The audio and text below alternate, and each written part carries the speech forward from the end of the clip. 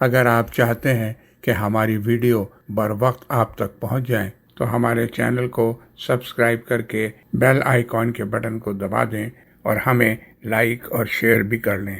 Thank you.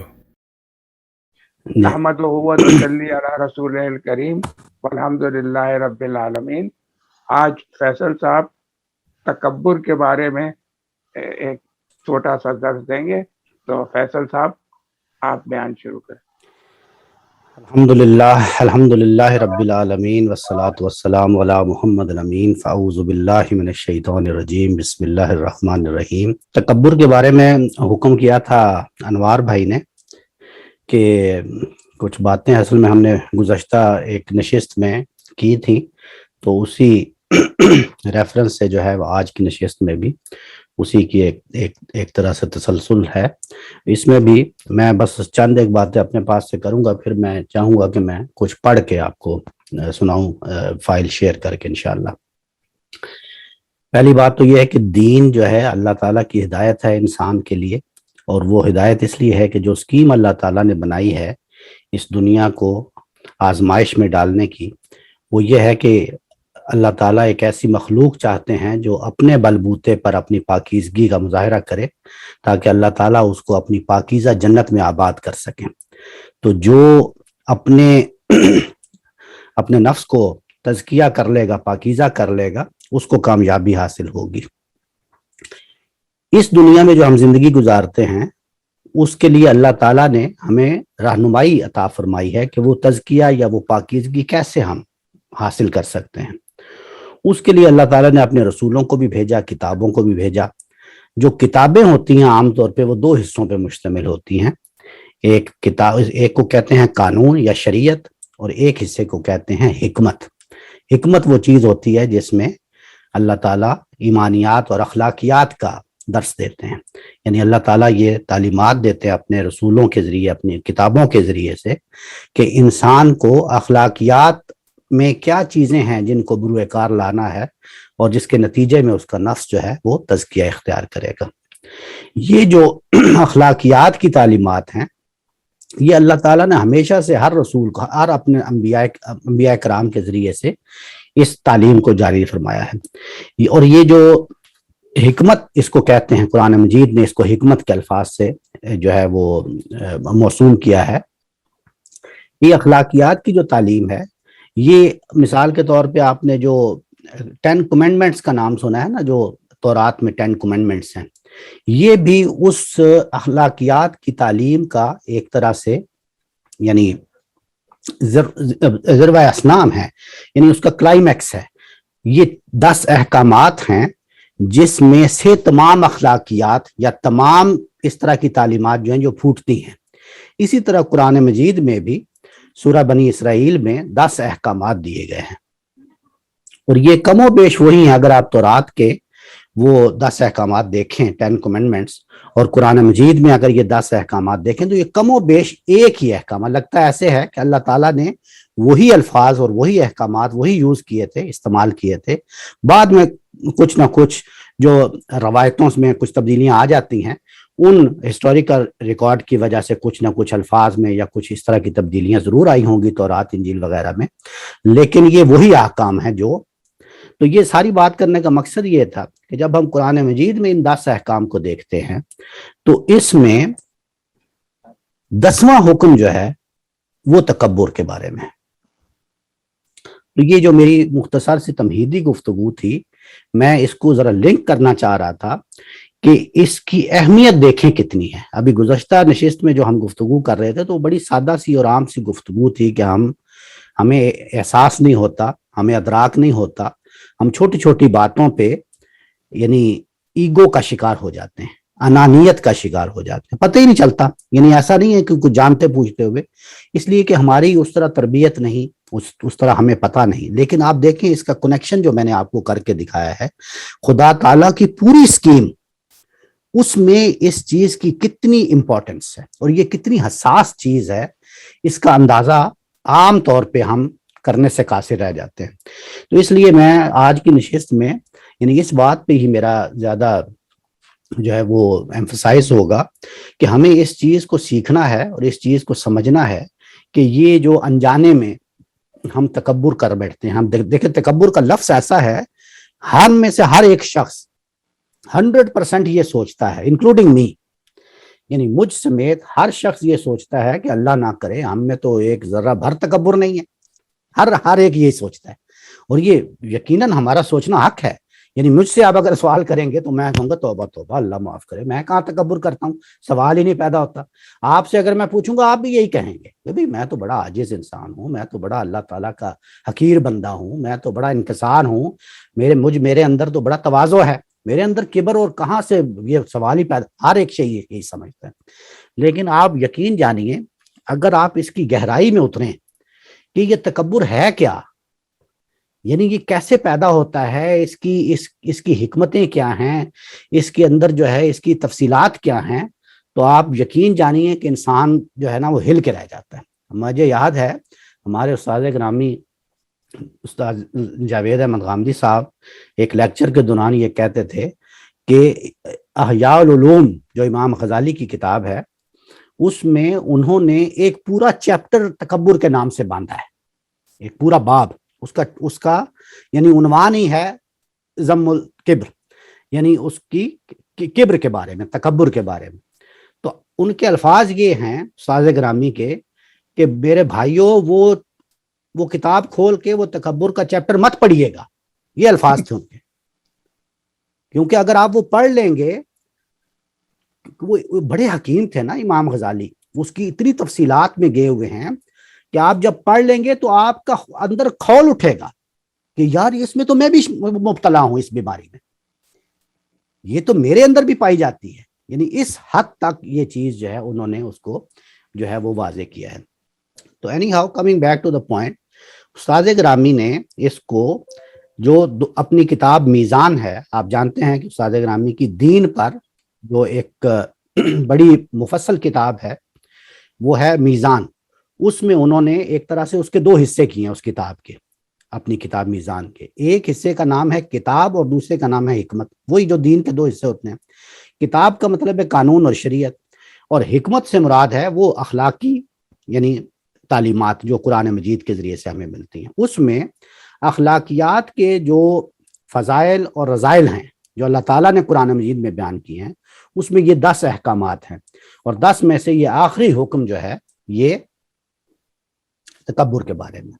تو میں یہ چاہتا ہوں کہ میں یہ کچھ حصہ جو ہے وہ میزان کا یہاں پہ پڑھوں تاکہ ہمیں کچھ ادراک ہو کہ یہ ہے کیا چیز اور کس طرح ہمیں اس سے اجتناب کرنا چاہیے.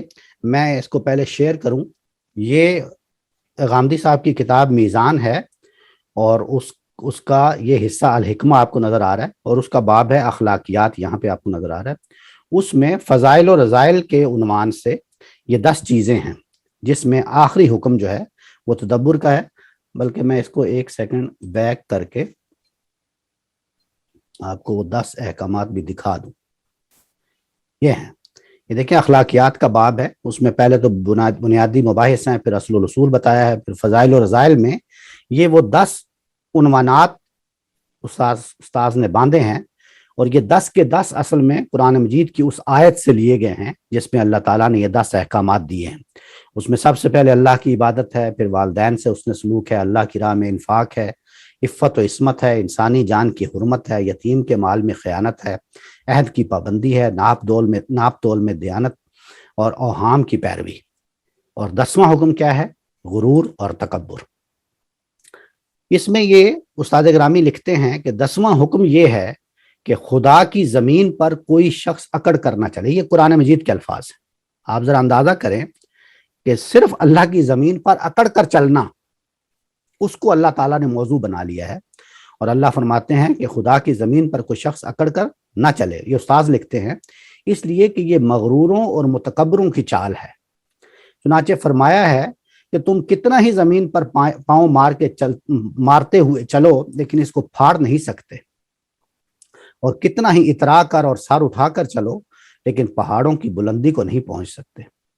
اور اس میں استاذ امام یعنی امام امین احسن اصلاحی لکھتے ہیں کہ مطلب یہ ہے کہ جس خدا کی قدرت کی یہ شانیں دیکھتے ہو کہ اس نے تمہارے پاؤں کے نیچے یہ طویل و عریض زمین بچھا دی, جس کے اوپر تمہاری حیثیت ایک بھنگے اور چیونٹی کی سی بھی نہیں ہے، اور جس نے یہ فلک بوس پہاڑ تمہارے آگے کھڑے کر دیے، جس کے سامنے تم ایک گلہری کی بھی حیثیت نہیں رکھتے، اس کی زمین پر اکڑنے اور اترانے کے کیا معنی؟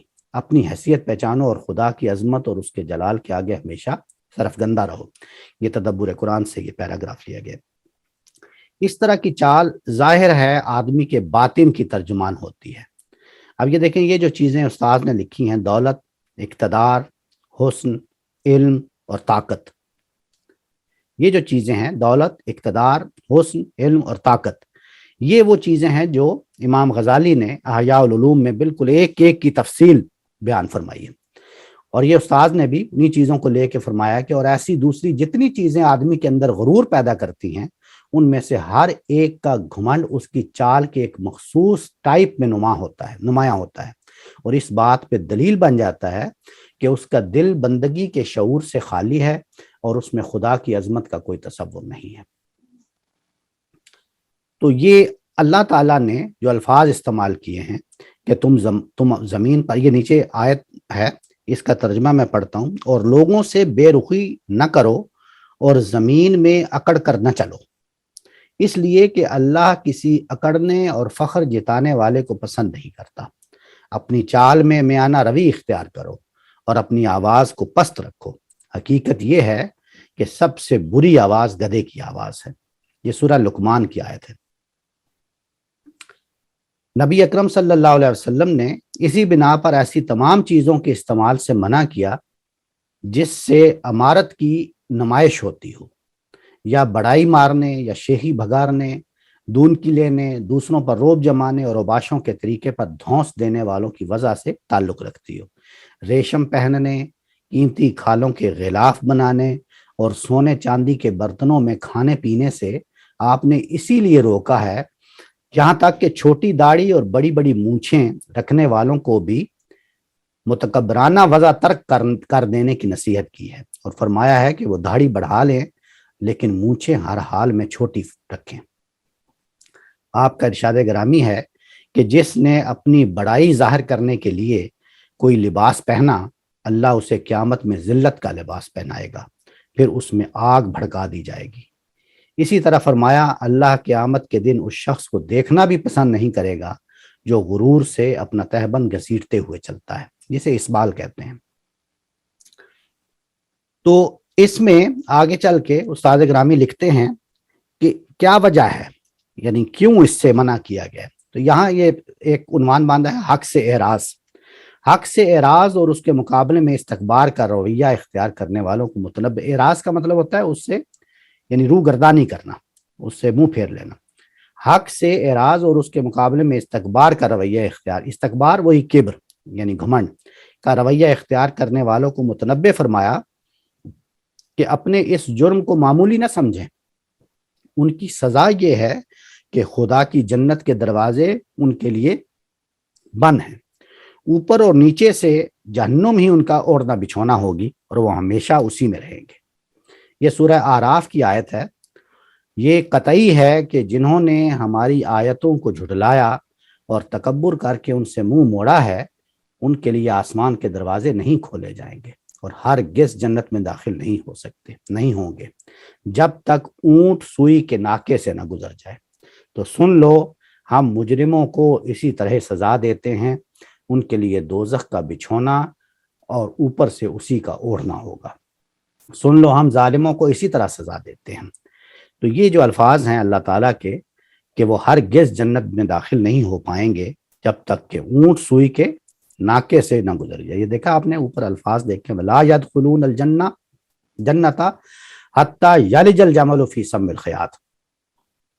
یہ جو اس کی مختلف قسمیں ہیں، اس پر یہ استاد گرامی نے مختلف عنوانات سے یہ چیز واضح کرنے کی کوشش کی ہے۔ مثلا حسب و نسب پر فخر ہوتا ہے، پھر یہ کہ کسی کا مذاق اڑانا، یا ہماری محفلوں میں اس کا ہم ادراک نہیں کرتے، چھوٹی چھوٹی باتوں پر ہم یا تو اپنے دوستوں میں ہی بیٹھ کر یا جو لوگ موجود نہیں ہوتے ان کا کبھی مذاق اڑا دیتے ہیں، یا کبھی سب سے بڑی جو چیز ہم نے دیکھی ہے ہماری قوم میں بہت ہے، وہ یہ کہ کسی دوسری قوم کا مذاق اڑانا۔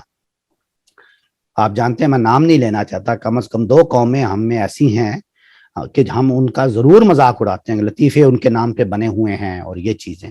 تو آپ یہ دیکھیں کہ اللہ تعالیٰ نے کس طرح ان کو جو ہے وہ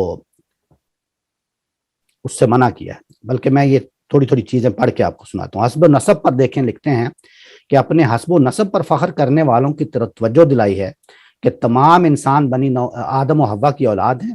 کسی گورے کو کالے پر، کسی کالے کو گورے پر، کسی عربی کو اجمی پر اور اجمی کو عربی پر کوئی فضیلت حاصل نہیں ہے.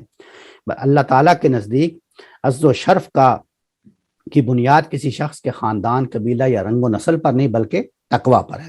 یہ آیت دیکھیں حجرات کی، لوگوں ایک دوسرے کو حقیر خیال کرو گے تو انہی برائیوں میں پڑے رہو گے. اس لیے خوب سمجھ لو ہم نے تم کو ایک مرد ایک عورت سے پیدا کیا ہے اور تم کو کنبوں اور قبیلوں میں تقسیم کر دیا ہے تاکہ ایک دوسرے کو الگ الگ پہچانو. حقیقت یہ ہے کہ اللہ کے نزدیک تم میں سب سے زیادہ عزت والا وہ ہے جو تم میں سب سے زیادہ پرہیزگار ہے.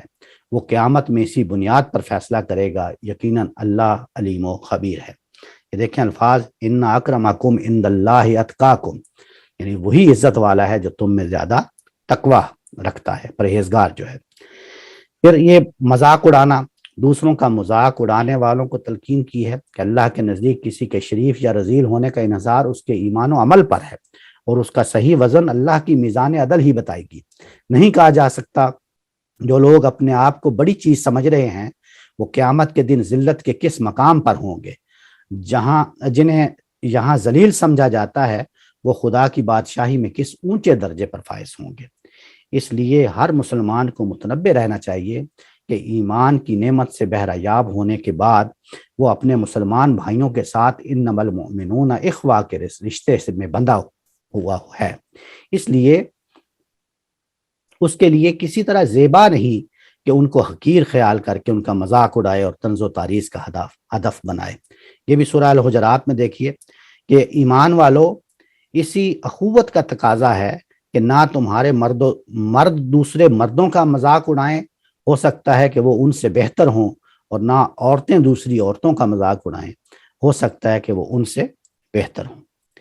پھر تان و تشنیع، یہ جو ساری چیزیں ہم دیکھ رہے ہیں نا، یعنی یہ مفاخرت، حسب و نسب، مذاق اڑانا، تان و تشنیع، یہ اصل میں ہم لوگ ہماری روٹین بن چکی ہے روزمرہ کی محفلوں میں. لیکن یہ کنیکشن اس کا کیا ہے کہ یہ اصل میں کبر ہے. جب آپ کسی کا مذاق اڑاتے ہیں یا کسی پر کوئی تانا کرتے ہیں، تانا یا تشنیع اس پر کستے ہیں، تو اس کا مطلب ہے کہ آپ خود کو اس لمحے میں اس سے بہتر سمجھ رہے ہوتے ہیں، اور یہ کبر ہے، یہی گھمنڈ ہے، یہی انانیت ہے. اپنے بھائیوں کو تان و تشنیع کا نشانہ بنانے والوں کو تنبیہ فرمائی ہے کہ اس سے اجتناب کرو. سورہ حجرات میں اس کے لیے لا تلمزوا انفسکم کی تعبیر اختیار کی گئی ہے، جس سے یہ بات نکلتی ہے کہ جو مسلمان دوسرے مسلمانوں پر تان کرتا ہے وہ گویا اپنے ہی اوپر تان کرتا ہے. پھر لمز کا لفظ استعمال کیا ہے جس میں بعض دوسرے مفاہیم یعنی عیب چینی کرنا، پھپتیاں کسنا، چوٹیں لگانا، الزام دھرنا یا کھلم کھلا یا اشارے کنائے میں کسی کو اعتراضات کا ہدف بنانا بھی شامل ہے. یعنی ایسا لفظ لا تلمزو، ایسا لفظ استعمال کیا ہے کہ یہ حصار کرتا ہے ان سب چیزوں پر. کون کون سی؟ جیسے ہم عیب نکالتے ہیں نا کسی میں، چھوٹی چھوٹی چیزیں کہ فلاں میں تو یہ برائی ہے، یہ خامی ہے، اور ہم یہ سمجھ رہے ہوتے ہیں کہ ہم کوئی غیبت نہیں کر رہے، ہم بلکہ اس کی حقیقت بیان کر رہے ہیں. یعنی بے شک اس کی موجودگی میں یا اس کی عدم موجودگی میں ہم بتا رہے ہیں کہ اس میں یہ عیب ہے، یا اس پر پھپتیاں کسنا یا چوٹ لگانا یا الزام دھرنا اور کھلم کھلا یا اشارہ کنائے میں کسی کو اعتراضات کا ہدف. یہ کہ معمولی باتیں ہیں، یہ روزمرہ کی چیزیں ہیں، لیکن یہ ساری جو ہیں لا تلمزو، یعنی اللہ تعالیٰ نے اس سے منع ان الفاظ میں کیا ہے، لا تلمزو. ان سب چیزوں میں ظاہر ہے کہ اپنی بڑائی اور دوسروں کی تحقیر و تذلیل ہی کے جذبات کار فرما ہوتے ہیں. اور لا تلمزو کے کیا معنی ہے؟ تلمزو کا یہ سب معنی ہے نا.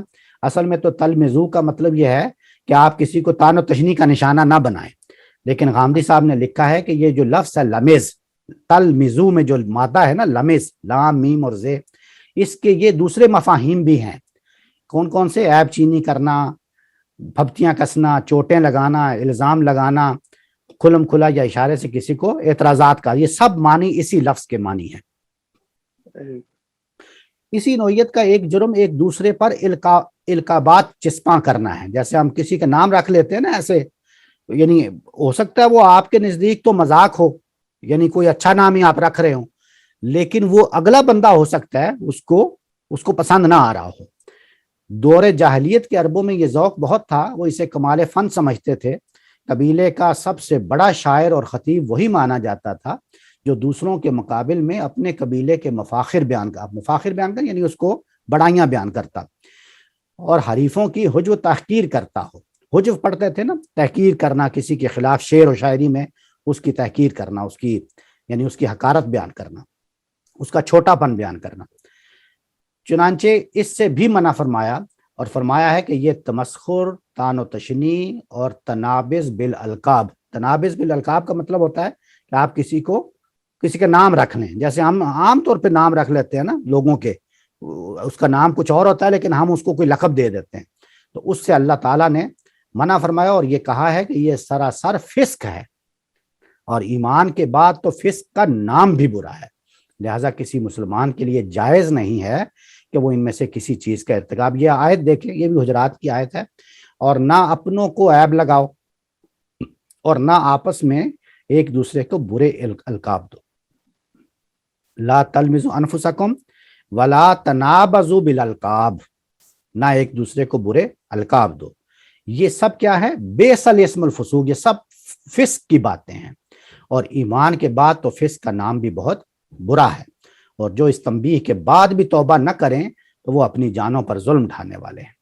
پھر ہم غیبت جو کرتے ہیں، آپ یقین جانیں کہ یہ ہماری ایک ایسی، میں تو سمجھتا ہوں زندگیوں میں ایسی آ گئی ہے کہ ہم اس کے بغیر، وہ ایک شعر بھی ہے، طارق صاحب شاید اس شعر کو یاد کروا سکیں، میرے ذہن میں نہیں ہے اس وقت، کہ یعنی دوستوں کی محفل، اس کا مفہوم یہ ہے کہ دوستوں کی محفل میں اگر غیبت نکال دیں تو باقی جو کچھ بچے گا وہ خاموشی ہے،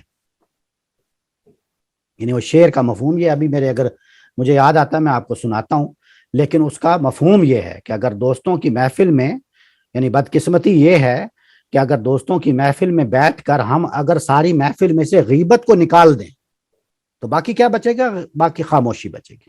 میں آپ کو وہ شعر سناتا ہوں، بڑا اچھا شعر ہے۔ غیبت کے معنی کسی کی اس کی پیٹھ کے پیچھے برائی کرنے کے بیان ہوئے ہیں، یعنی پیٹھ پیچھے کے مفہوم ہی میں یہ بات داخل ہے کہ غیبت کرنے والا یہ چاہتا ہے کہ اس کے اس فعل کی خبر اس کو نہ ہو جس کی وہ برائی بیان کر رہا ہے۔ اس خواہش کی بنا پر بھی وہ کام جس کی پیٹھ پیچھے صرف اس کے لوگ سامنے کرتے ہیں، جو یا تو اس کے ہم راز اور ہم خیال اور شریک مقصد ہوتے ہیں، یا کم از کم اسے یہ اندیشہ نہیں ہوتا کہ وہ اس کے ہمدرد ہوں گے جس کی وہ برائی بیان کر رہا ہے، اور اس کے سامنے یہ راز فاش کر دے گی۔ یہ استاد امام امین احسن اصلاحی کا پیراگراف تھا۔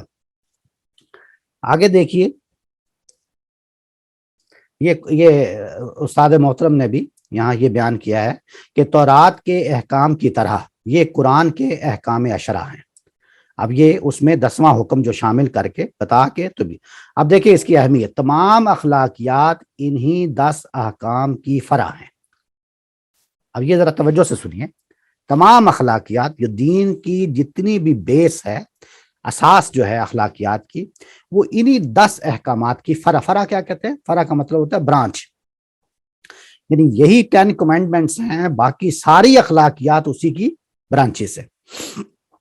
اللہ تعالیٰ نے جن گناہوں کو کبائر الاسم والفواحش، کبائر الاسم جسے ہم کہتے ہیں نا کبیرہ گناہ، تو کبیرہ گناہ اور فواحش یعنی بڑے بڑے گناہوں اور بے حیائی کے کاموں سے تعبیر کیا ہے، وہ انہی احکام کی خلاف ورزی سے پیدا ہوتے ہیں۔ جتنے بھی بڑے گناہ ہیں کبائر، وہ یہ جو 10 احکام اللہ تعالیٰ نے بیان فرمایا سورہ حجرات میں، میں غالباً سورہ بنی اسرائیل شروع میں کہہ گیا، سورہ حجرات میں، وہ انہی احکام کی خلاف ورزی سے پیدا ہوتے ہیں۔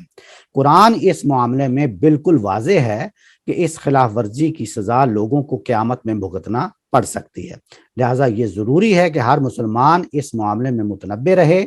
اس کے لیے یہ 3 باتیں پیش نظر رہنی چاہیے۔ اب یہ دیکھیں 3 چیزیں، ایک طرح سے استاد گرامی اس کا حل بتا رہے ہیں۔ ایک یہ کہ ان میں سے نہیں، حل نہیں بتا رہے، اس میں یہ بتا رہے ہیں کہ اگر خلاف ورزی ہو جاتی ہے، اگر ان میں سے ان احکامات کی خلاف ورزی ہو جاتی ہے، تو یہ 3 چیزیں استاد نے بتائی ہیں۔ ایک یہ کہ ان میں سے کسی حکم کی خلاف ورزی اگر نادانستہ ہوئی ہے، نادانستہ ہو جاتی ہے نا بعض اوقات، آپ نادانستہ طور پہ کوئی اس طرح کی غلطی ہو گئی، تو اللہ اس پر گرفت کرنے والا نہیں۔ اس کا قانون یہ ہے کہ اگر بلا ارادہ کوئی ایسی بات ہو جائے جو بظاہر تو ایک ممنوع فعل ہو، مگر اس میں در حقیقت اس ممنوع فعل کی نیت نہ ہو، تو اس پر کوئی مواخذہ نہ کرے گا۔ اللہ تعالیٰ نے قرآن مجید میں ایک موقع پر جہاں منہ بولے بیٹوں کے بارے میں ایک حکم فرمایا ہے، وہاں یہ بات بیان فرما دی ہے کہ تم سے جو غلطی اس معاملے میں ہوئی اس کے لیے تم پر کوئی گرفت نہیں، لیکن تمہارے دلوں نے جس بات کا ارادہ کر لیا اس پر ضرور گرفت ہے۔ اللہ بخشنے والا ہے، اس کی شفقت ابدی ہے۔ تو کہنے کا مطلب یہ ہے کہ اگر آپ نے بلا ارادہ نادانستہ طور پر کسی غلطی کا ارتکاب کر لیا تو اللہ تعالیٰ اس کے بارے میں فرماتے ہیں کہ وہ آپ کو اس کا مواخذہ نہیں، اللہ اس کو معاف فرمائیں گے۔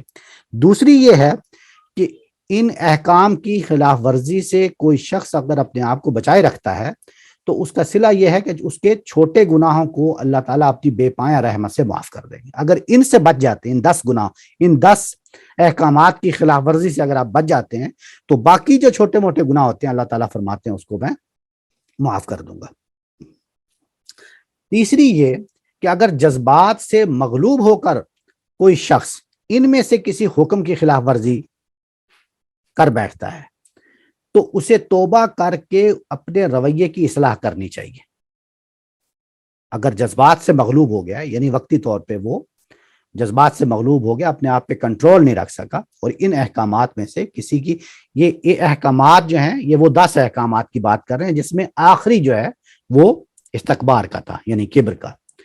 وہ 10 احکامات جو ہیں اللہ تعالیٰ نے جو بیان فرمائے ہیں، ان 10 احکامات کی خلاف ورزی ہو جاتی ہے اگر آپ سے جذبات سے مغلوب ہو کر ہو جاتی ہے تو اس صورت میں آپ کو 2 چیزیں ہیں، ایک یہ کہ توبہ کرنی ہے اور دوسری یہ کہ فوراً توبہ کرنی ہے۔ اب اس میں دیکھیے، اس کے لیے ضروری ہے کہ جتنی جلدی ممکن ہو توبہ کر لی جائے۔ اللہ تعالیٰ نے قرآن میں واضح کر دیا ہے کہ اس کے اوپر صرف انہی لوگوں کی توبہ کا حق قائم ہوتا ہے جو جذبات سے مغلوب ہو کر کوئی گناہ کر بیٹھتے ہیں تو پھر فوراً توبہ کر لیتے ہیں۔ ان لوگوں کی توبہ اللہ کے نزدیک کوئی توبہ نہیں جو زندگی بھر گناہوں میں ڈوبے رہتے ہیں۔ جب دیکھتے ہیں کہ موت سر پر آن کھڑی ہوئی تو توبہ کا وظیفہ پڑھنے لگتے ہیں۔ اسی طرح جانتے بوجھتے حق کا انکار کر دینے والوں کی توبہ بھی توبہ نہیں ہوتی اگر وہ موت کے وقت تک اس انکار پر قائم رہے۔ اب یہ دیکھیں، آیت ہے سورہ النساء کی، اس میں اللہ تعالیٰ فرماتے ہیں کہ یہ بات البتہ واضح رہنی چاہیے کہ اللہ پر توبہ قبول کرنے کی ذمہ داری انہی لوگوں کے لیے ہے جو جذبات سے مغلوب ہو کر کوئی گناہ کر بیٹھتے ہیں پھر جلدی ہی توبہ کر لیتے ہیں، سو وہی ہیں جن کی توبہ اللہ بڑی شفقت کے ساتھ قبول فرماتا ہے، اور اللہ علیم و حکیم ہے۔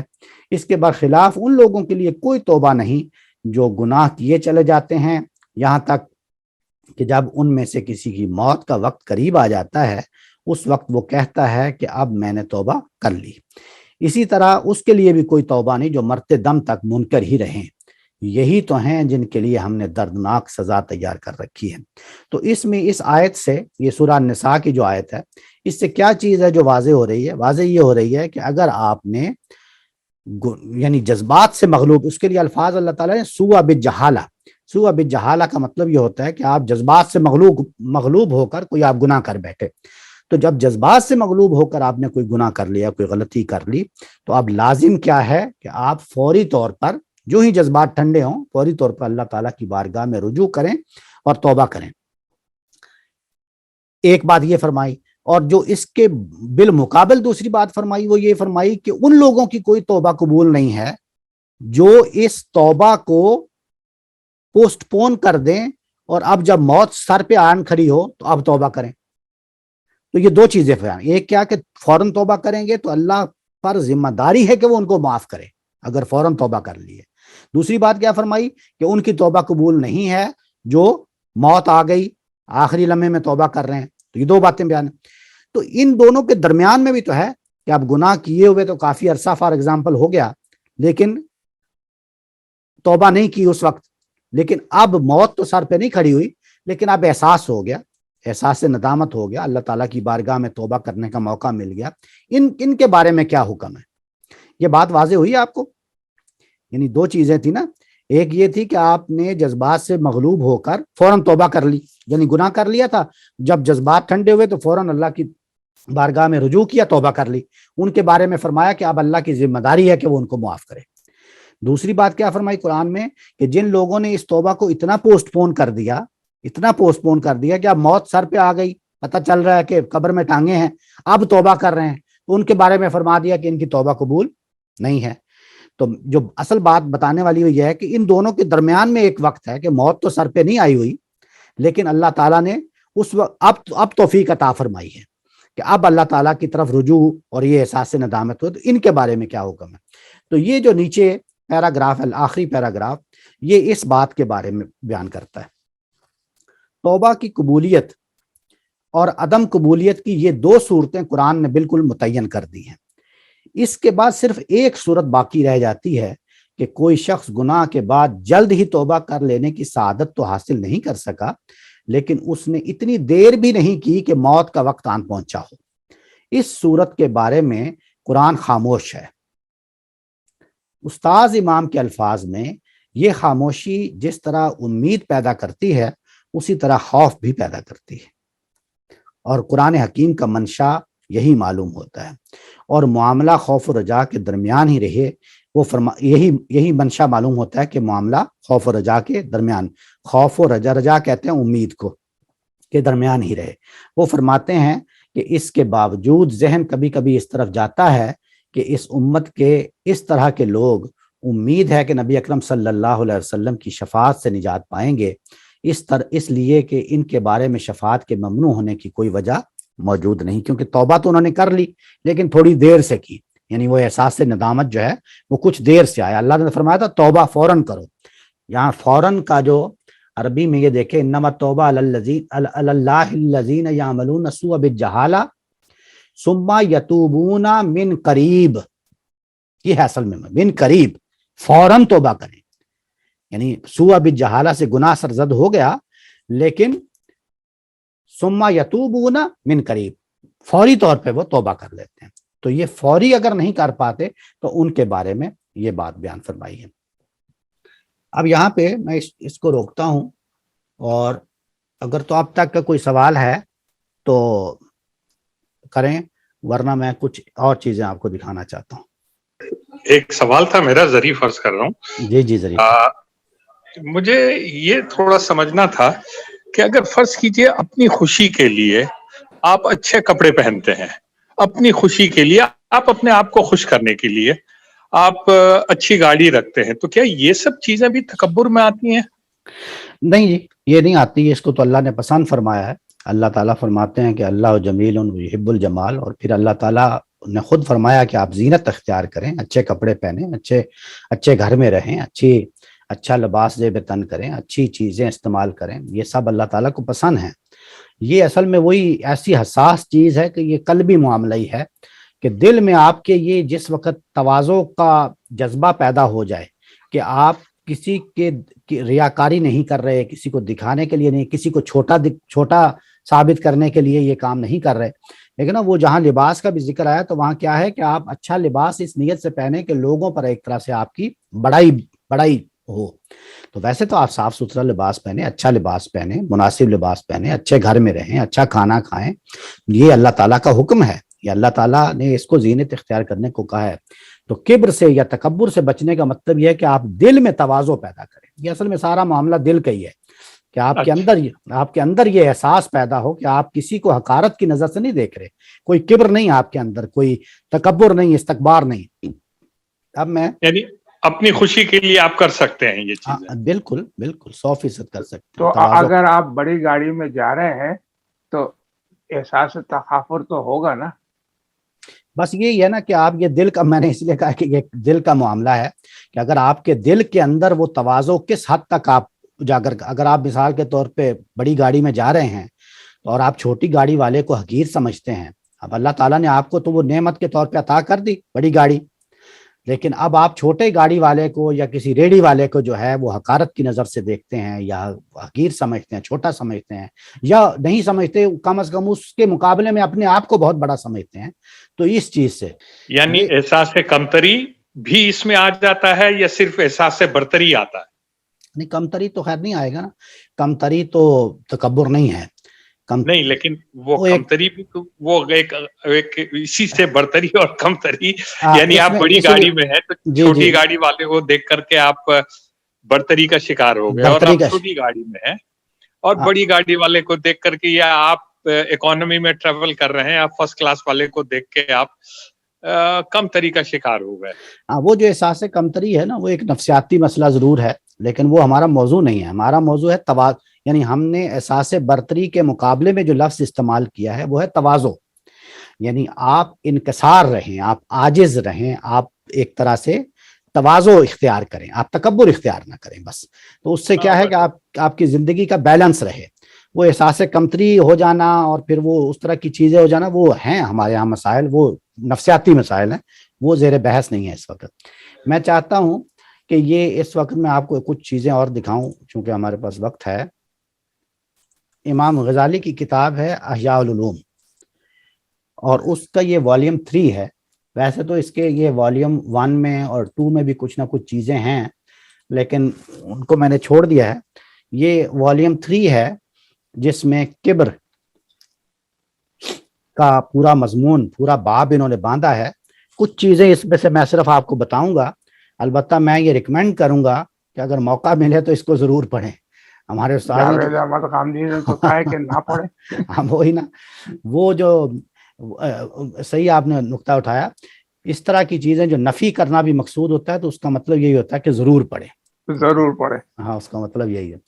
تو اس کو بھی میں بھی کہوں گا کہ آپ ضرور پڑھیں. ظاہر ہے میں اس مختصر وقت میں یہ پورا تو نہیں پڑھ سکوں گا، لیکن میں جلدی میں ہائی لائٹ کی ہیں کچھ چیزیں، تو وہ میں آپ کو سامنے پیش کرتا ہوں.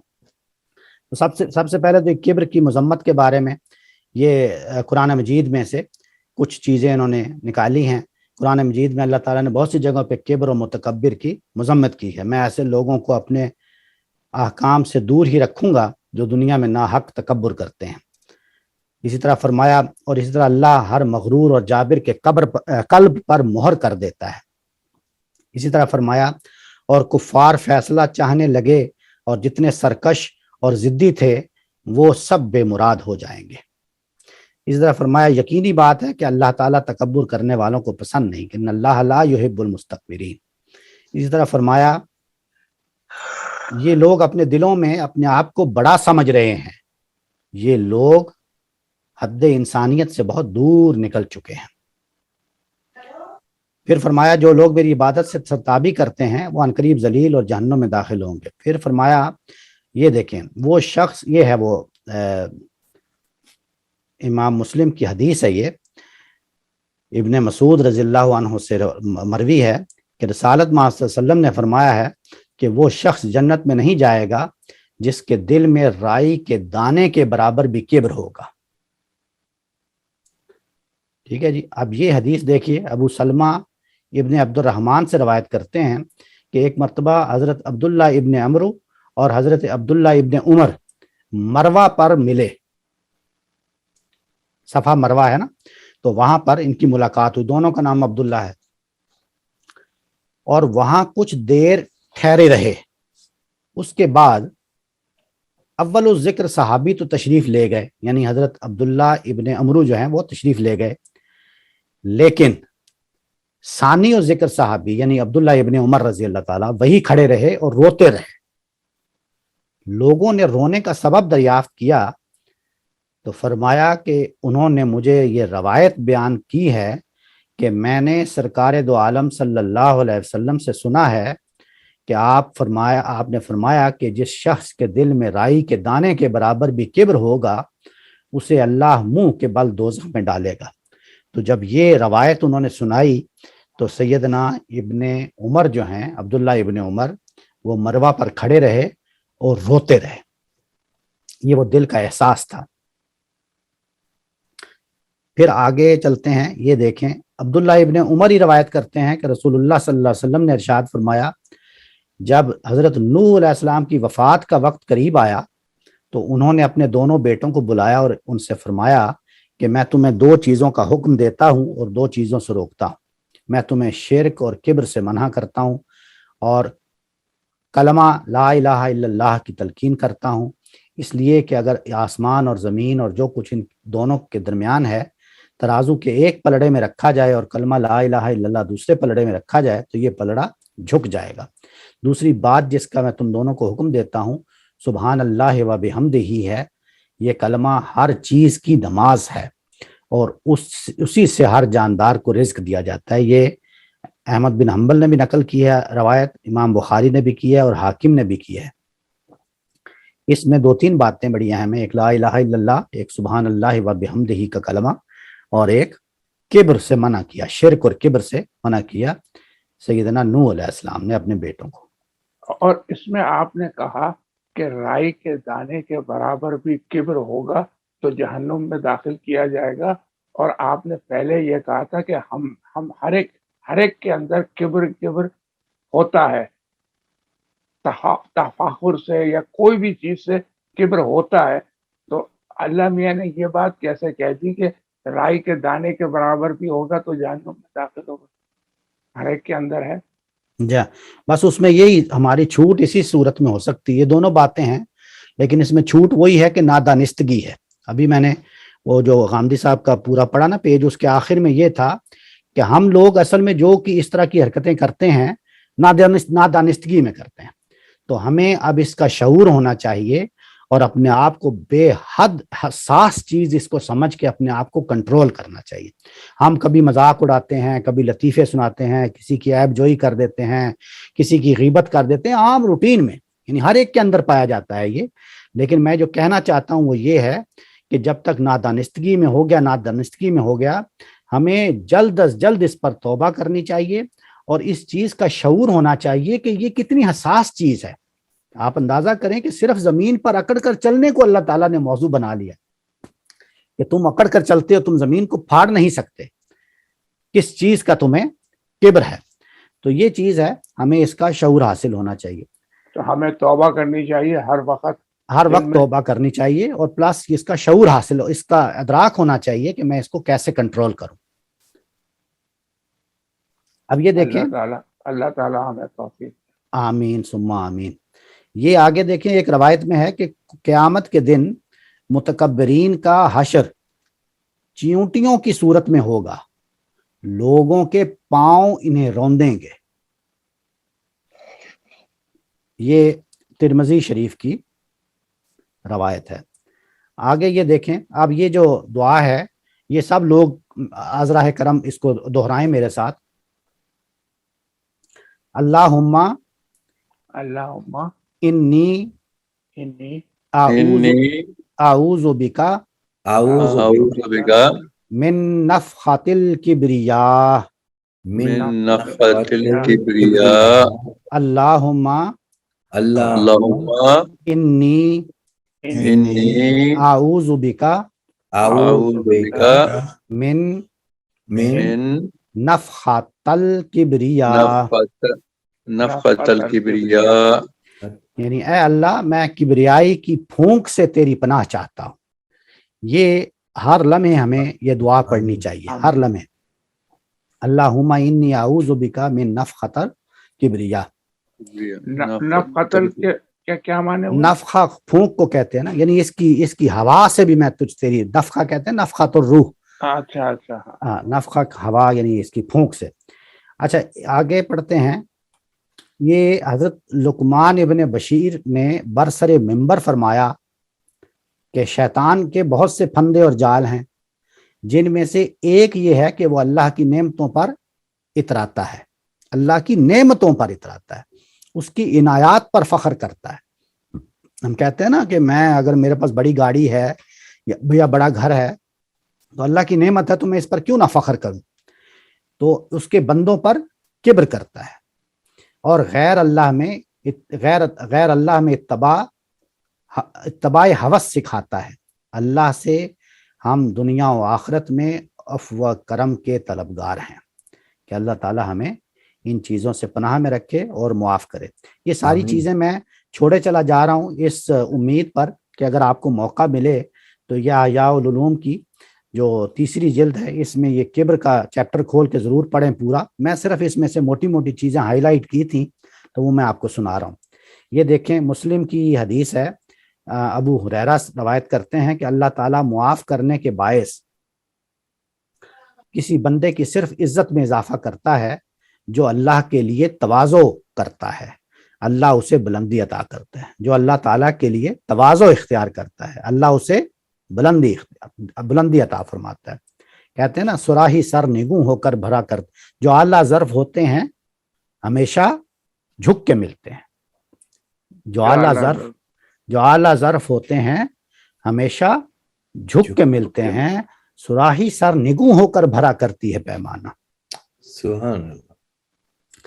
اچھا آگے دیکھتے ہیں، یہ سیدنا عیسیٰ علیہ السلام فرماتے ہیں کہ متواضعین کیا ہوتا ہے؟ یعنی تواضع کرنے والے جو اپنے آپ کو عجز و انکسار کے ساتھ زندگی گزارتے ہیں، ان کے لیے خوشخبری ہو، قیامت کے دن وہ ممبروں پر بیٹھیں گے۔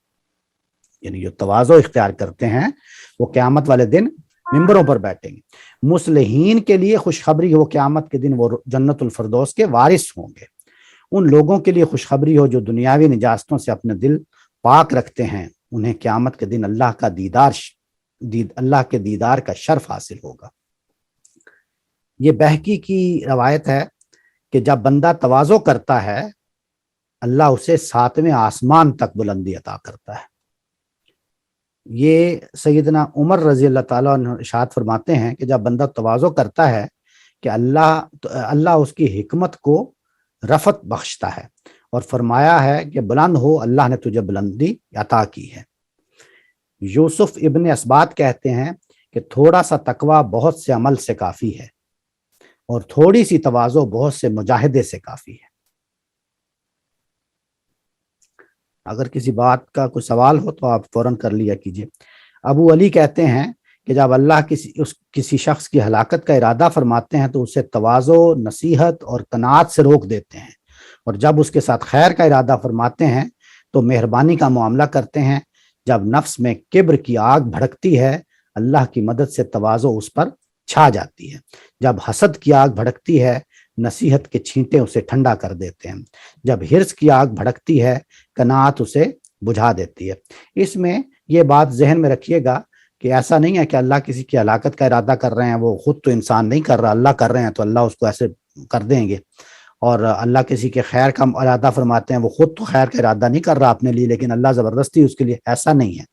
اللہ تعالیٰ کا یہ قانون ہے کہ اگر آپ خود اپنے لیے ہلاکت کا یہ دروازہ کھولیں گے تو پھر اللہ تعالیٰ آپ پر یہ دروازہ کھولتا ہی چلا جائے گا، اور اگر آپ اللہ تعالیٰ کے حضور میں سرفگندہ رہیں گے اور اس کے احکام پہ سرفگندہ رہیں گے اور فطرت پر چلیں گے اور اللہ تعالیٰ کے احکام کی بجا آوری ہر لمحہ کرتے رہیں گے، تو پھر اگر کبھی آپ اس طرح کے معاملے میں پھنس جائیں گے تو پھر اللہ تعالیٰ آپ پر رحم کا معاملہ، مہربانی کا معاملہ فرمائیں گے، اور پھر اللہ تعالیٰ آپ کو اس آفت سے نجات دے دیں گے۔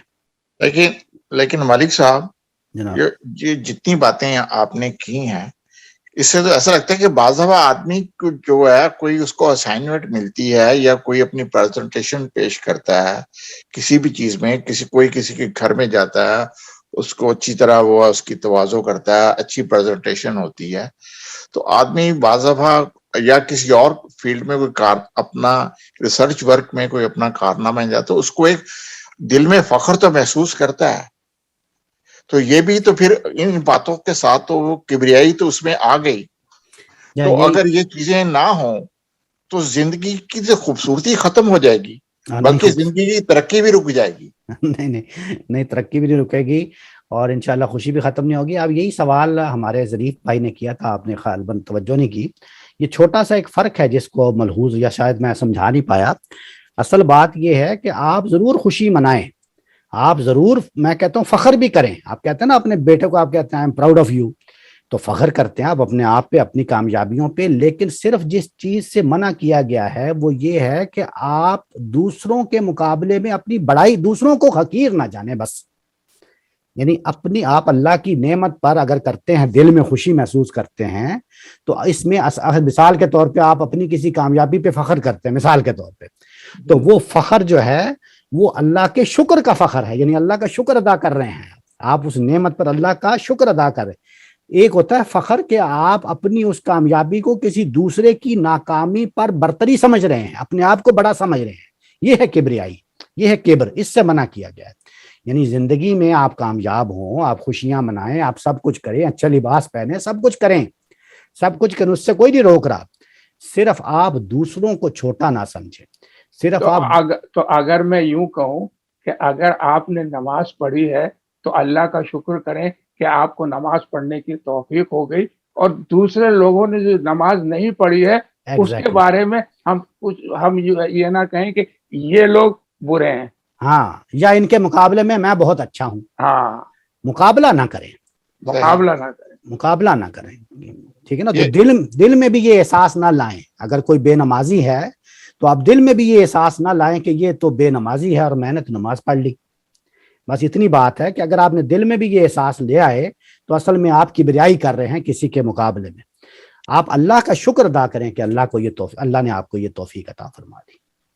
یہ ظریف صاحب نے جو سوال کیا تھا اس میں ایک دفعہ کہیں لیکچر میں سن رہا تھا تو انہوں نے اس کو 3 لفظوں میں بیان کیا تھا کہ آرائش اور ذبائش یہ انسان کا حق ہے، لیکن نمائش جو ہے وہ حرام ہے۔ تو اب اس میں مطلب کہ جب آدمی آرائش اور ذبائش کرتا ہے تو اس میں نمائش تو نمایاں ہوگی ہی نہیں؟ جہاں ہوگی، وہ اصل میں نمائش جو ہے وہ ایک تو آپ سے نمائش ہوتی وہ تو ہوگی، وہاں نمائش سے مراد ہے ریاکاری، ریا کرتے ہیں نا، اس کو کہتے ہیں نمائش۔ ریا کا مطلب ہوتا ہے دکھاوا، کہ آپ کسی کو دکھانے کے لیے آپ جو ہے وہ کر رہے ہیں، اس میں کبریائی ہے، یعنی آپ اس سے دیکھیں یہ اس میں آپ سے کبریائی آ جاتی ہے۔ ہر وہ چیز، آپ حسن ہو، علم ہو، طاقت ہو، کچھ بھی ہو، جب آپ اللہ کا طاقت آپ کو اللہ نے دی یا حسن دیا یا آپ کو علم دیا تو آپ اللہ کا شکر ادا کرتے رہیں دل میں، تو یہ تواضع ہے۔ جو ہی آپ کسی کو دکھانے کے لیے یا کسی پر برتری حاصل دکھانے کے لیے کریں گے تو اس میں کبر پیدا ہو جائے گا۔ یہ چھوٹی سی باریک سی لطیف سی بات ہے۔ اور سلیم صاحب نے جو بات کہی ہے نا زیبائش اور نمائش، اسی میں فرق ہو گیا۔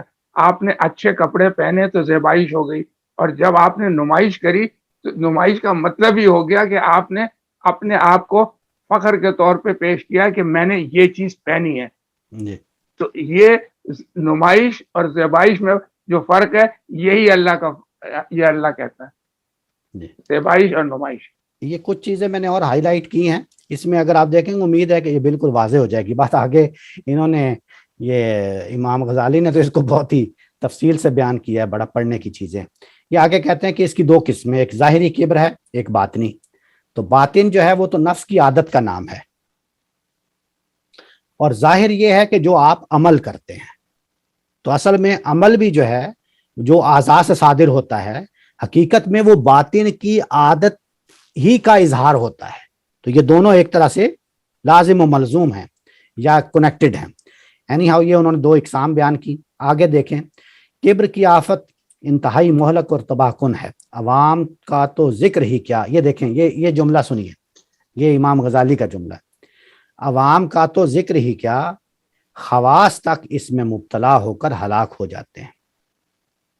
شاید ہی کوئی عابد، زاہد یا عالم ایسا ہو جو اس مرض میں گرفتار نہ ہو۔ یہ دیکھیں ذرا، ان کے الفاظ پہ غور کریں۔ یہ ابتلاء عام ہے، عوام و خواص سب اس میں مبتلا نظر آتے ہیں۔ ٹھیک ہے، آپ ذرا آگے دیکھیے، یہ تو ہم نے پڑھ لیا۔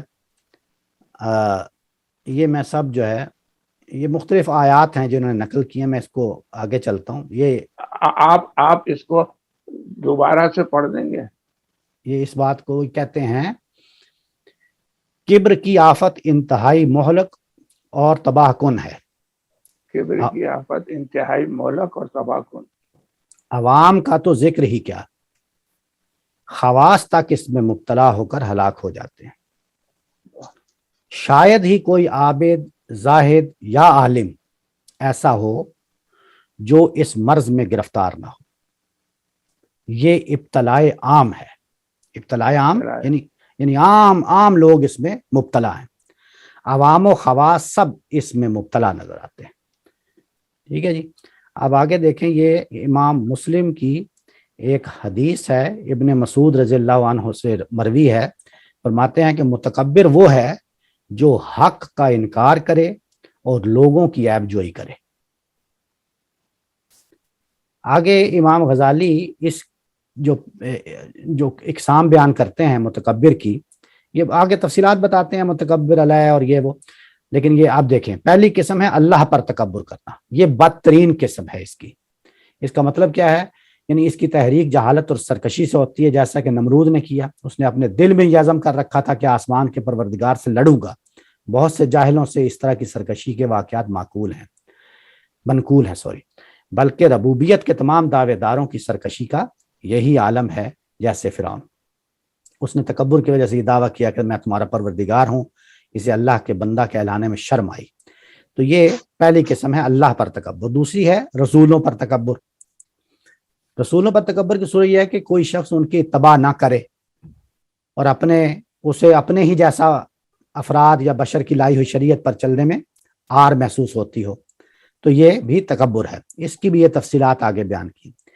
تیسری قسم اس کی ہے کہ بندوں پر تکبر. یہ اصل چیز جو یہ تکبر اس طرح کیا جاتا ہے کہ اپنے نفس کو بڑا سمجھے اور دوسرے کو حقیر تصور کرے. یہ دیکھیں نا, یہ وہ واضح, بالکل واضح چیز ہے نا کہ یہ تکبر کیا ہے کہ اپنے نفس کو بڑا سمجھے اور دوسرے کو حقیر تصور کرے, اس کی اطاعت کو برا سمجھے بلکہ اس سے برتر رہنے کی کوشش کرے. یہ قسم اگرچہ پہلی دو قسموں سے کم ہے لیکن دو وجہ سے بری ہے.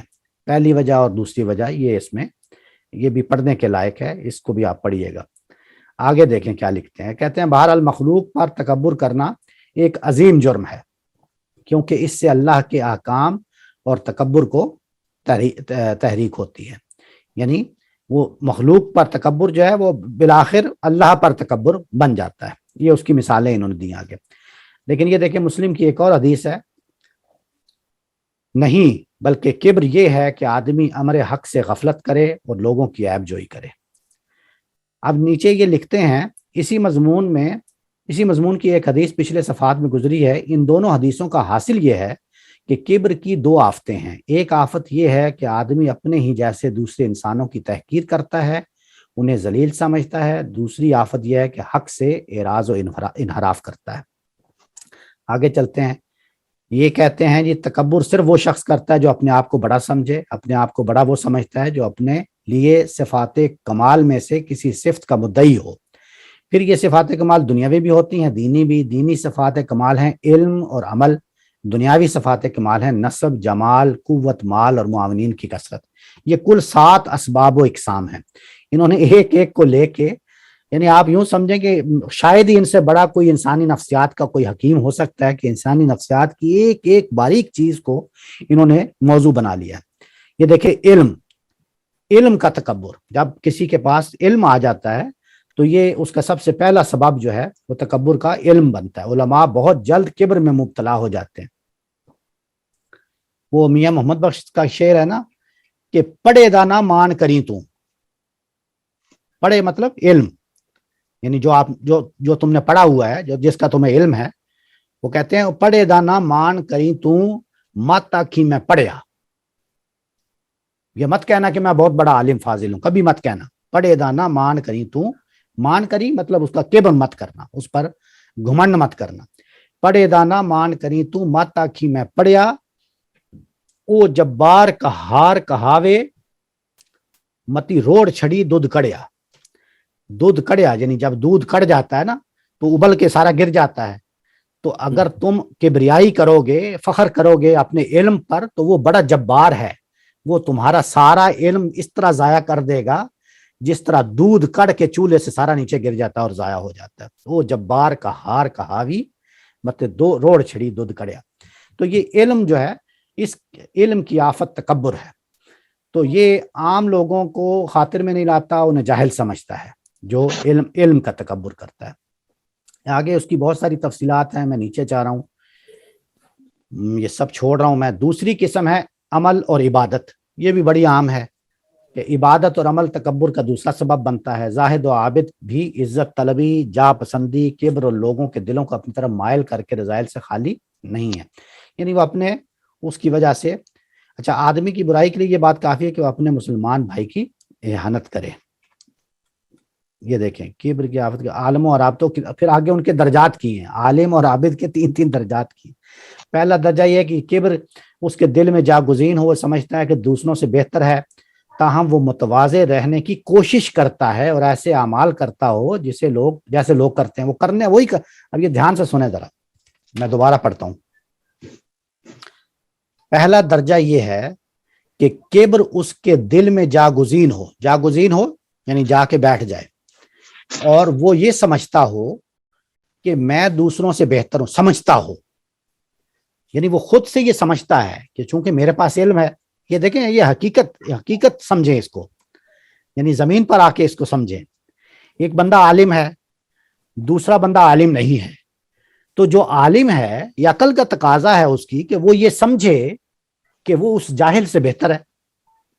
یہ تو حقیقت ہے نا. تو یہی انہوں نے بیان کیا ہے کہ وہ یہ سمجھ، اس میں یہاں تک کوئی برائی نہیں کی. یہ امر واقعہ ہے کہ ایک عالم ہے ایک جاہل ہے. تو عالم جو ہے وہ دوسرے سے اپنے آپ کو بہتر سمجھ رہا ہے. لیکن آگے دیکھیں، تاہم وہ متواضع رہنے کی کوشش کرتا ہے. یعنی اب وہ کوشش یہ کر رہا ہے کہ کبریائی نہ کرے. عالم ہے، یہ جانتا ہے کہ دوسرے سے وہ بہتر ہے کیونکہ وہ عالم ہے، اس کے پاس علم ہے، دوسرے کے پاس علم نہیں ہے. پھر وہ کوشش کر رہا ہے کہ وہ فخر نہ کرے، کوئی تکبر نہ کرے، کوئی گھمنڈ نہ کرے، متواضع رہے. آگے دیکھیں، کوشش کرتا ہے، تاہم وہ متواضع رہنے کی کوشش کرتا ہے اور ایسے اعمال کرتا ہو جیسے وہ لوگ کرتے ہیں جو دوسروں کو اپنے سے افضل سمجھتے ہیں. ایسے شخص کا یہ حال ہے کہ اس کے دل میں کبر کا درخت موجود ہے لیکن اس نے درخت کی شاخیں کاٹ ڈالی ہیں. یعنی اعمال ایسے کر رہا ہے جیسے وہ لوگ کرتے ہیں جو اپنے آپ کو دوسروں سے افضل سمجھتے ہیں. سمجھ گئے نا آپ. لیکن دل میں سمجھ رہا ہے، تواضع کرنے کی کوشش بھی کر رہا ہے، لیکن اس کے دل میں وہ کہتے ہیں کبر کا درخت موجود. دوسرا درجہ یہ ہے کہ وہ اپنے افعال کے ذریعے کبر کا اظہار کرے. مثلاً مجلس میں بلند جگہ پہ بیٹھے، ساتھیوں پر برتری ظاہر کرے جو شخص اس کے وغیرہ وغیرہ.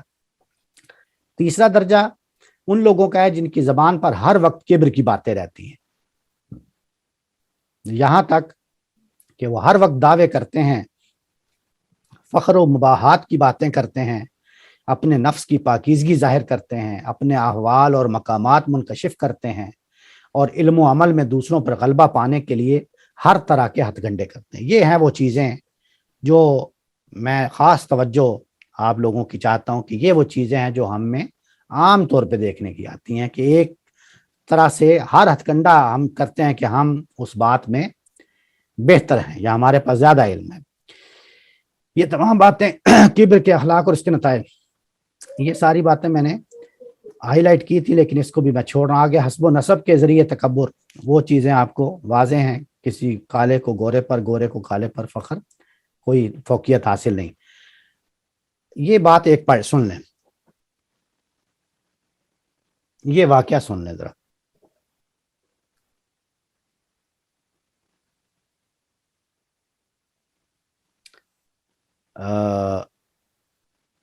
جو شخص اعلیٰ نسب رکھتا ہے وہ ان لوگوں کو حقیر سمجھتا ہے جو عالی نسبی محروم ہوتے ہیں، اگرچہ وہ علم اور عمل میں اس سے عرفہ والا.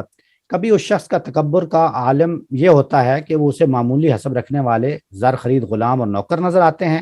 وہ ان کے ساتھ بیٹھنے اٹھنے کھانے پینے کا راحت محسوس. زبان کے ذریعے حسب نظر، زبان کے ذریعے کیا ہے کہ دوسروں کو نبتی، ہندی یا ارمنی کہہ کر پکارتا ہے. ہم بھی کہتے ہیں نا اکثر، کبھی کسی کو، اب میں پتہ نہیں کہنا چاہیے مجھے نہیں، یا اکثر کہہ دیتا ہوں فلانا بنگالی، افغانی، کالا، اس طرح کے الفاظ ہم استعمال کرتے ہیں. میں نے اکثر سنے ہیں لوگوں سے. تو یہ وہی ہے سارا کہ حسب و نسب پر اس طرح فخر کرتا ہے کہ دوسروں کو نبتی، ہندی یا ارمنی کہہ کر پکارتا ہے. یہ ان کے زمانے کے الفاظ ہوں گے نا ان قوموں کے بارے میں. یا کہتا ہے تو کون ہے، تیرا باپ کیا تھا، میں فلاں کا بیٹا، فلاں کا پوتا ہوں، تجھ سا معمولی شخص کب مجھ سے بات کر سکتا ہے یا میری طرف نظر بھر کر دیکھ سکتا ہے. یہ نفس کی ایک رگ مخفی ہے، یہ صاحب نفس کے نفس میں رگ مخفی ہی رہتی ہے، لیکن جب غضب کی آگ بھڑکتی ہے تو اس رگ کا یخ بستہ لہو پگھل جاتا ہے وغیرہ وغیرہ۔ اب یہ جو روایت میں آپ کو یہاں سے شروع ہوتی ہے، ابو ذر غفاری سے روایت ہے، کہتے ہیں کہ سرکار دو عالم صلی اللہ علیہ وسلم کی موجودگی میں میری ایک شخص سے تکرار ہو گئی اور میں نے غصے میں اسے ابن السودا کہہ دیا۔ ابن السودا یعنی کالی عورت کا بیٹا۔ حضرت نے مجھ سے ارشاد فرمایا دونوں پلڑے برابر ہیں، سفید فام کے بیٹے کو سفید سیاہ فام پر کوئی فضیلت حاصل نہیں۔ ابو ذر کہتے ہیں آپ کی یہ بات سن کر میں زمین پر لیٹ گیا اور میں نے اس شخص سے کہا کھڑے ہو جاؤ اور میرے رخسار کو اپنے قدموں سے روندو۔ یہ امام بخاری نے بھی نقل کیا ہے، مسلم نے بھی کیا ہے، احمد بن حنبل نے بھی کیا ہے۔ آگے امام غزالی لکھتے ہیں کہ دیکھیے حضرت صلی اللہ علیہ وسلم نے ابو ذر کو کس طرح ان کی غلطی سے آگاہ کیا۔ وہ اپنے سفید فام ہونے کو اس لیے برتری کا سبب سمجھ رہے تھے۔ آپ نے یہ فرما کر کہ اسلام کی نظر میں سفید رو اور سیاہ رو دونوں برابر ہیں، انہیں آگاہ کیا کہ اس کا تصور بھی گناہ اور جہالت ہے۔ یہ بھی دیکھیے کہ ابو ذر آپ کی اس تنبیہ کا کس قدر اثر ہوا ان پر کہ اسی لمحے اپنی غلطی پر نادم ہوئے، توبہ کی اور اس شخص کے پاؤں کے تلووں سے اپنے دل کی سطح سے اس درخت کی جڑیں اکھاڑ ڈالی جسے کبر کہتے ہیں۔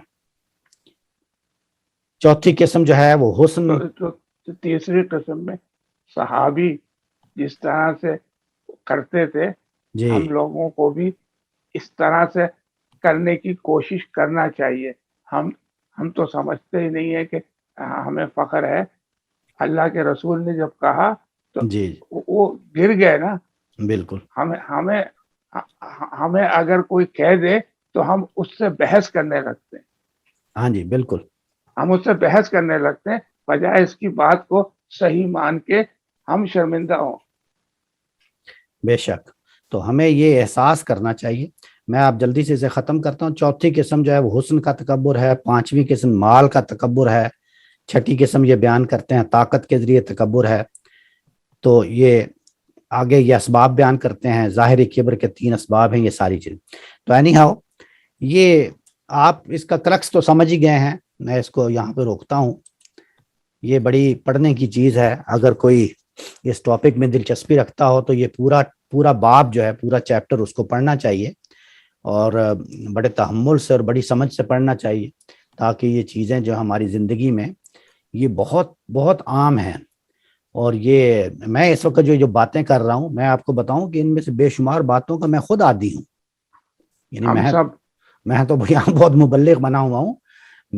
یعنی بہت ساری باتیں ہیں کہ جو میں شرم محسوس کرتا ہوں اور اللہ سے یہ توفیق چاہتا ہوں، اللہ سے دعا کرتا ہوں کہ اللہ تعالی ہمارے قلب کو پاکیزہ کرے اور ان بیماریوں سے ہمیں نجات عطا فرمائے۔ یہ جو عادتیں ہمیں پڑ چکی ہیں، ہمیں جو ہے اللہ تعالیٰ توفیق دے کہ ہم یہ تربیت حاصل کریں اور یہ چیزیں پڑھیں تو سیکھیں اور ایک دوسرے کو سکھائیں اور ایک دوسرے کو تنبیہ کریں۔ اور سیدنا علی کا شاید قول ہے کہ دوست ہے جو حقیقی آئینہ ہے، تو ہم ایک دوسرے کے دوست ہیں، ایک دوسرے کے ساتھ بیٹھیں تو اس کی توجہ دلائیں اگر اس میں کوئی اس طرح کی چیز پائیں، تاکہ اس کی خیر اندیشی ہو۔ تو وآخر دعوانا الحمدللہ رب العالمین۔ اگر آپ چاہتے ہیں کہ ہماری ویڈیو بر وقت آپ تک پہنچ جائیں تو ہمارے چینل کو سبسکرائب کر کے بیل آئیکن کے بٹن کو دبا دیں اور ہمیں لائک اور شیئر بھی کر لیں۔ Thank you.